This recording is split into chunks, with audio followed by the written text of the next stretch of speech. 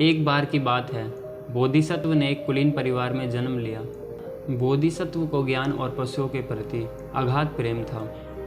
जैसे जैसे बोधिसत्व बड़े हुए, वे बड़े होकर एक अच्छे विद्वान के रूप में कई शास्त्रों में महारत हासिल करने और अपार ज्ञान एकत्रित करने वाले बन गए। लेकिन जैसे जैसे वह और बड़े होते गए, बोधिसत्व ने महसूस किया कि उन्हें सांसारिक सुखों में कोई दिलचस्पी नहीं है। उन्होंने जल्द ही अपने आनंदमय जीवन की निंदा की और आध्यात्मिक उत्थान की तलाश में आगे बढ़े। अपने जीवन को छोड़ने के बाद वह एक साधु बन गए। उसके बाद उनके कई शिष्य और छात्र हुए, जिनमें सभी को अच्छी तरह से पढ़ाया जाता था और उनकी देखभाल की जाती थी। एक दिन बोधिसत्व और उनके एक शिष्य अजीत ने पास के जंगल में टहलने का फैसला किया। यह एक नियमित अभ्यास बन गया था। वे अक्सर घूमने जाया करते थे। जब वे चल रहे थे, बोधिसत्व ने कुछ बहुत ही भयानक देखा। उन्होंने देखा एक बाघिन जो कमज़ोर और भूखी लग रही थी। बाघिन अपने ही बच्चों को निगलने वाली थी। अब ये सारी घटना बोधिसत्व ने देख ली थी और उनका हृदय पिघल गया। वह नहीं चाहते थे कि बेचारा जानवर अपने ही बच्चों को खाने का अपराध भोगे। अपने शिष्य अजीत को कहा कि तुम जाओ और किसी मरे हुए जानवर को ढूंढो ताकि इस बाघिन का पेट भर सके। बोधिसत्व ने सोचा, किसी मरे हुए जानवर को लाने में बहुत समय लग सकता है और जब तक ये बाघिन अपने बच्चों को खा लेगी। तभी बोधिसत्व ने फैसला किया कि वह भूख से मर रही बाघिन को भोजन के रूप में खुद को अर्पित करेंगे।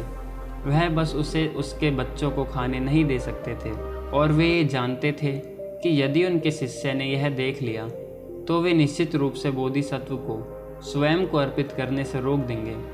शिष्य के चले जाने के बाद बोधिसत्व बाघिन के पास पहुँचे और उन्होंने अपने हृदय में अत्यंत करुणा और बिना किसी द्वेष के उन्होंने बाघिन को खुद को खा जाने दिया। बाघिन ने उन्हें खा लिया और बच्चों को भी खिलाया। कुछ देर बाद जब शिष्य लौट कर आए, तब उन्होंने बोधिसत्व के कुछ कपड़े खून से सने हुए देखे तो उन्हें एहसास हुआ यहाँ क्या हुआ है। वे बोधिसत्व को अच्छी तरह से जानते थे, इसलिए वह जानते थे कि बोधिसत्व ने बाघिन को बचाने के लिए खुद को पेश किया। वह वापस गए और अपनी सभी शिष्यों को प्रेम और करुणा से बोधिसत्व के बलिदान के बारे में बताया। जब उनके शिष्य उन्हें देखने आए, तब बाघिन वहाँ थी। वह अपने बच्चे को लेकर जा रही थी। वहाँ पर बोधिसत्व की हड्डियाँ बिखरी पड़ी हुई थी। ऐसे त्याग वाले महात्मा की अस्थियाँ पवित्र और पूजनीय हैं। इसे ध्यान में रखते हुए सभी ने हड्डियों को इकट्ठा किया और एक गड्ढा खोदा। उन्होंने पत्थर और मिट्टी का एक लंबा स्तूप बनवाया। उन्होंने तुरंत पुष्प अर्पित कर सम्मान के साथ पूजा की। बोधिसत्व की स्तूप वाली इस जगह को आज नमो बुद्ध कहा जाता है। तमांग भाषा में इस जगह को टैगमो लुजिन कहा जाता है। यह स्थान धूलीखेल से ठीक पूर्व में है।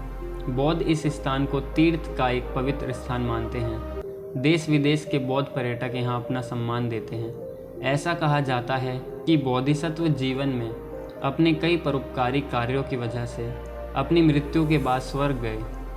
अगले जन्म में उनका जन्म सिद्धार्थ गौतम के रूप में हुआ। वही सिद्धार्थ बाद में बुद्ध बने और दुनिया को शांति का रास्ता दिखाया। बौद्ध ग्रंथ जातक माला के अंतर्गत बोधिसत्व की इस कहानी को वैथी जातक के रूप में माना जाता है।